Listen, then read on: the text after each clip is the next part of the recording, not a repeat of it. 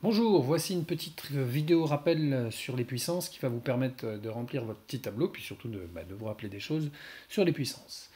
Donc la puissance d'un nombre, c'est le nombre multiplié par lui-même un certain nombre de fois. 2 exposant 5, c'est 2 multiplié par lui-même 5 fois. Donc 2 fois 2 fois 2 fois 2 fois 2. L'erreur que je vois le plus souvent, c'est du coup le raccourci dire c'est 2 fois 5 et c'est archi faux. 2 fois 5 c'est 2 plus 2 plus 2 plus 2 plus 2. Et là si vous faites le calcul, 2 fois 2 4, fois 2 8, fois 2 16, fois 2 32. Donc vous voyez que c'est absolument pas 2 fois 5, c'est pas égal à 10. Ensuite on va s'intéresser, on reviendra là-dessus en calcul rapide, mais on va s'intéresser pour l'exercice qui vient aux puissances de 10.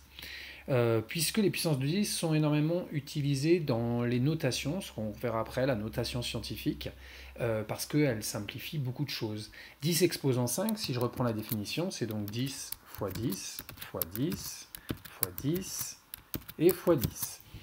Si je fais le calcul, j'ai 10 fois 10, 100 fois 10, 1000 fois 10, 10 000 fois 10, 100 000. Et là, tout le monde aura remarqué que j'ai 5 zéros exactement comme le nombre indiqué sur le 10 exposant 5. Donc, ça va être assez facile pour trouver des puissances de 10. Il suffira en fait de compter le nombre de zéros, les puissances de 10 d'exposants positifs, après le 1. Donc ça se dit 100 000. Il faut être capable de l'écrire aussi en langue française. C'est ce que je vous demande dans le tableau. Et puis, nous avons donc ici l'écriture sous forme de puissance, l'écriture décimale. Attention, l'écriture décimale d'un nombre, c'est pas forcément avec virgule, c'est l'écriture en fait qu'on utilise, l'écriture courante dans le système décimal. Et ça, c'est l'écriture en langue française. Donc dans le tableau, si je le remets ici, et bien ici, ce sera assez facile de remplir lorsque j'ai des exposants positifs. On voit là des exposants négatifs. Donc on ne va pas pour l'instant trop définir ce que c'est que l'exposant négatif du point de vue général, même si on va venir assez vite dessus. Mais il s'agit en fait d'une notation. Ça n'a rien à voir avec un nombre négatif. Par exemple, 10 exposant moins 3 n'est pas un nombre négatif. Et on va voir tout de suite pourquoi. En fait, si je prends donc un exposant négatif d'une puissance de 10, je vais par exemple prendre 10 exposant moins 2, on va faire assez simple. C'est par définition, tu fais la définition de l'exposant positif, c'est l'inverse de la puissance positive. Donc c'est l'inverse de 10 exposant 2. 10 exposant 2. Voilà. Donc ça veut dire que c'est égal à l'inverse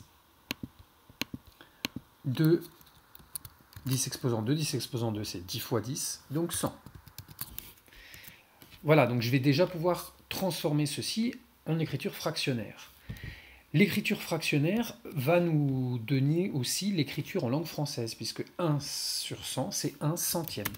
Donc je peux dire que ça, c'est égal à 1 centième. Et enfin, on peut demander l'écriture décimale. 1 divisé par 100, c'est 0,01. 1 centième. Si vous vous souvenez, votre tableau de numération, vous avez les unités, les dixièmes, les centièmes. Donc là, on peut changer les différents registres comme c'est demandé dans le tableau. Vous voyez, j'ai l'écriture fractionnaire, l'écriture sous forme de puissance, l'écriture sous forme décimale, l'écriture en langue française. Et l'écriture sous forme fractionnaire et l'écriture en langue française sont vraiment reliées. Dernière chose qu'on peut remarquer, c'est quand on va aller un peu plus vite, c'est que lorsque vous avez du coup des puissances négatives, le 2 ici indique la position du 1 après la virgule, donc c'est la position des centièmes ici, ou éventuellement le nombre de zéros, mais avec le premier zéro ici qui est compris. Donc si vous avez un doute, de toute façon, revenez toujours à la définition, c'est toujours plus intelligent et ça permet de mieux comprendre les nombres. Voilà, je vous souhaite bonnes vacances et bon courage sur ce travail.